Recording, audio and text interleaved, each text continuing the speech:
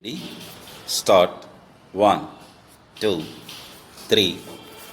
In my view, the objectives of education are three. Two of them relate to the life of the individual, and the third is concerned with his collective life. Its first objective is to enhance the power and capacity of reason of the individual given to him by nature. The reason is a gift made by nature to man at the time of his birth, but in its original form, its capacity and power are extremely limited. The education makes him reason so powerful and capable as to understand the nature of his own personality and that of the world around him, and while living in it, to direct his life in the right channel. The second objective of education is to train the senses of every individual human being as to enable him to employ them for satisfying all his physical and other needs. While knowledge is essential for a proper employment of these organs, their practical training is also necessary for the same purpose. The third purpose of education is to train the individual to enable him to live and work with his fellow beings. Whether a person likes it or not, he has to live in society. Collective life is inevitable, and it is also necessary that every individual should be fully conversant with the art of collective living. In the past, there was no necessity for an effort to achieve these three objectives or to maintain a balance of them, but today it has become necessary to realize these objectives in his life.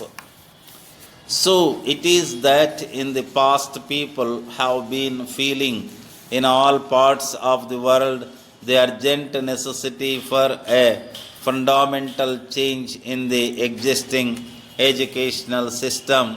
In our country, there has been no change in the sphere of education. People here have no doubt been thinking about this problem, but I am afraid that so far there has been no outward effect worth mentioning of such thinking.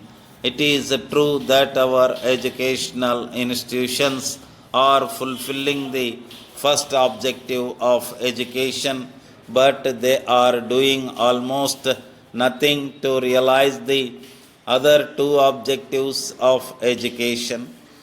We have hardly any educational institutions where an effort is sincerely made to make the individual efficient in manual work, to enable him to earn by his own labor sufficient wealth to meet all his needs.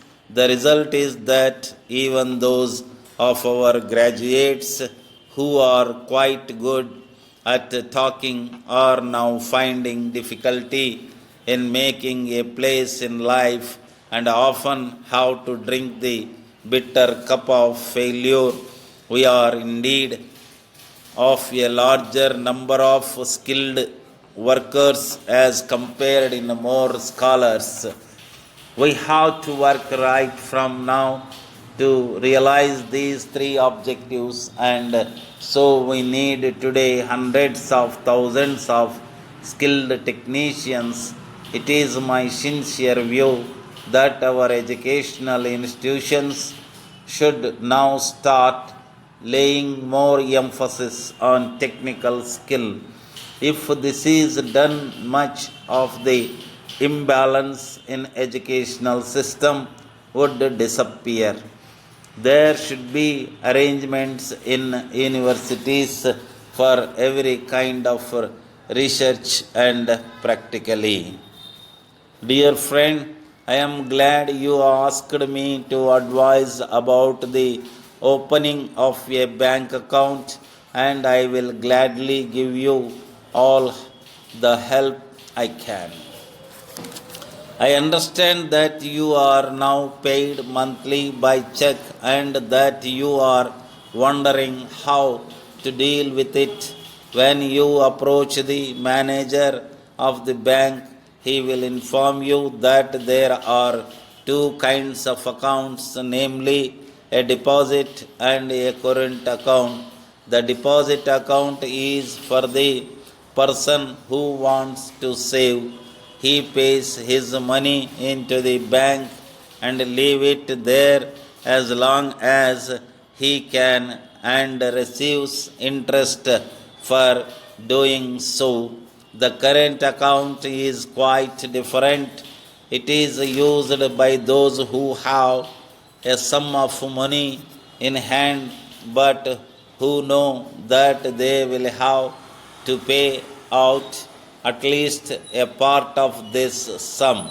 Since the sum in the current account is intended to be drawn at any moment and it cannot be used by the bank for any other purpose, the bank generally allows less interest on current account than on deposit account. You will find that making your payments by check will be safer and cheaper than other methods.